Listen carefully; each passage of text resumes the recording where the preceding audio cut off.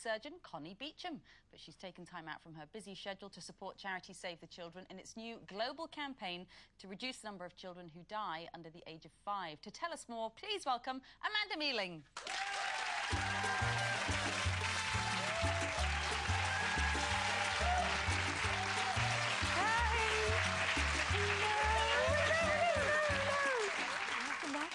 Doing? Good, how are you? Hello. She knows everybody. She does. She's a showbiz queen. You're a bit intimidating on the telly, but you're not at all in real life. I'm not at all like that. I wish I was like Connie in some ways. Do you? I'm the type of person that walks away from a situation about 2 hours later and goes, oh, I should have said that.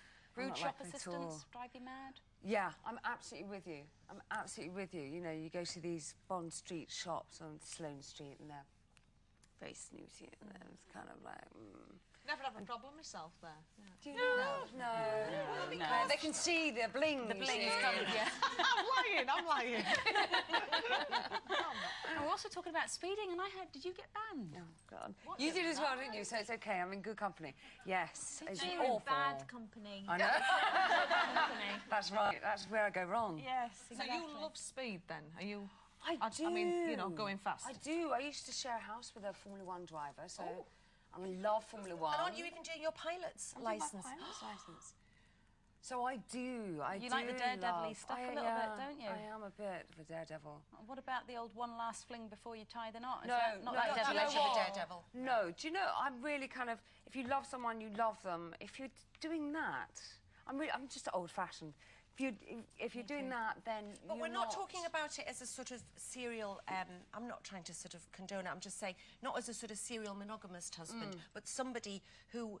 Would you forgive him if he did have a drunken fling? You think that would end the marriage? Do you think? I think, as Jackie said, with children and things, you don't know how you would react. And obviously, it is someone that you love. Can you forgive them? That's the thing. It's just a case of whether you can maintain a relationship. And I think, like Jackie, I would struggle. I would really struggle to see that person in the same line. It wouldn't be the same person to me. So it's a really difficult one. It's a tough one. But a tough experience you've had lately, and I would think just an amazing, life-changing one, is when you went to Sierra Leone. Sierra Leone. This was sort of on behalf of Save the Children, wasn't it? Yeah. And is it Crew Bay? It's Crew Bay. It's called the Crew Bay Project, and what they're doing is fantastic. It's setting up an almost a portal from any computer around the world. You can go in and you can meet the people of Crew Bay, and you can do 360 tours of around there. But it is the most astonishing place. I mean, when I heard about it, I couldn't help but be moved by it. It was a personal journey that took you there, though, wasn't it, in the first place? Didn't you discover that your natural forefather was from there? Yes, he's half Sierra Leone. Yeah. So that was a kind of connection there. But once I got out there, I realised, you know, these people are amazing. Freetown is the capital city, and it's high up on a hill, and it drops down into a bay. Well, they just throw their rubbish out, and the rubbish goes down these rivers and into this bay, where the bay's getting further and further up because it's now reclaimed land where these people live. They live on top of the rubbish, and they're literally living off the refuse from the house, from the people in Freetown. But it's open sewers and things, and there are little children. Cholera is rife there, and malaria, and, you know, it's quite understandable to see how the disease is. Does it make you feel almost helpless when you're over there? Do you know what? Initially, I was overwhelmed by the whole thing. I was thinking, there are so many things that need to be done, and actually, what they've done with the project is break it down into really simple ways of doing it.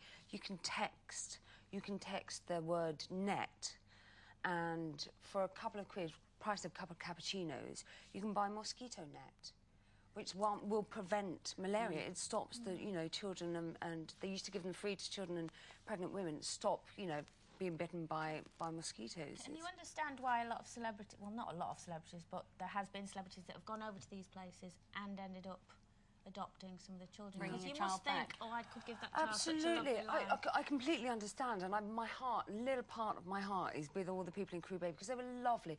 There wasn't any self-pity. They weren't sat there with a hand out saying, you know, feed me, do this. They're quite prepared to do their own work, and, you know, they were given a little bit of money and they dug a bath and made some showers. You know, they're quite prepared to do the work.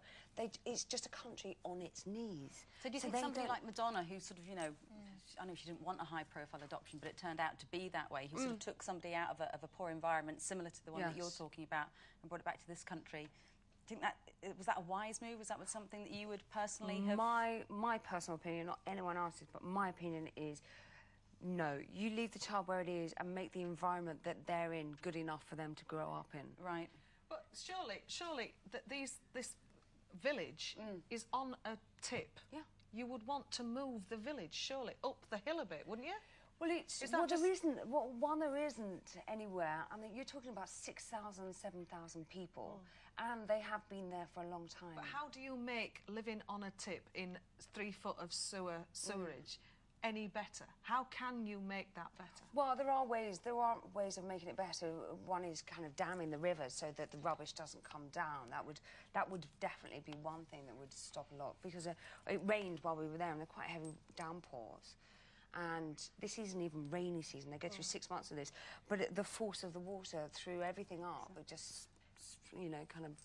I think we've got all the details of how people can go into the portal, how they can contribute to all the Save the Children campaigns, but particularly this one on our website. Oh, lovely. Thanks for coming today and sharing it with us. Oh, no, thanks so much for asking me. It's lovely. Amanda Mealing, everybody. We'll be back at 12:30 tomorrow.